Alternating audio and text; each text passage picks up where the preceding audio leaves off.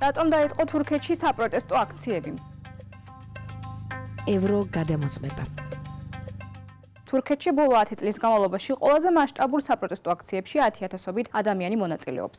მოქალაქეების ქუჩებში გამოსვლა სტამბოლის მერისა და რეჯეფ თაიფ ერდოღანის მთავარი კონკურენტის ექრემ იმამოღლუს დაკავებას მოყვა თანაც რამდენიმე დღით ადრე, სანამ მას ოფიციალურად წარუდგენენ რესპუბლიკური სახალხო პარტიის საპრეზიდენტო კანდიდატად. კორუფციასთან დაკავშირებული ბრალდებების დამტკიცების შემთხვევაში იმამოღლუ ვერ მიიღებს მონაწილეობას 2028 წლის საპრეზიდენტო არჩევნებში.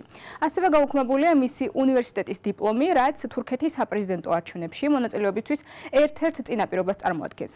განვითარებული მოვლენები ფართოდ აღიქმება, როგორც მკვეთრი შემოbrunება სრული ავტოკრატიისკენ და ერდოღანის მცდელობა არჩევნებამდე კონკურენტები ჩამოიცილოს. დემონსტრანტებმა უგულებელყეს მთავრობის აკრძალვა საპროტესტო აქციების თაობაზე და ქუჩებში მაინც გამოვიდნენ.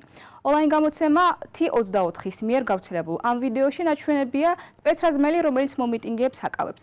ზოგიერთ პოლიციელს არ ახურავს დანომრილი ჩაფხუტი, რაც მათი იდენტიფიცირების საშუალებას იძლევა. ეს ერთ-ერთია იმ საკითხთა შორის, რომელსაც უფლებადამცველები დიდი ხანია აყენებენ და ამბობენ, რომ ეს პოლიციის დაუსჯელობას უწყობს ხელს.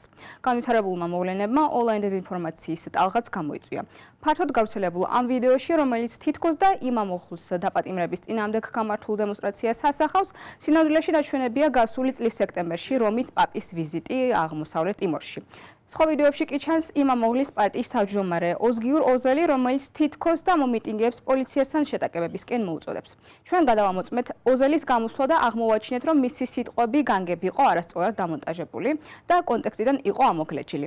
მან რეალურად შეკრებილ მოქალაქეებს მოუწოდა საღი აზრი გამოიჩინონ და სამართლიანობისთვის ბრძოლაში მხოლოდ სამართლიანი საშუალებები და ხერხები გამოიყენონ.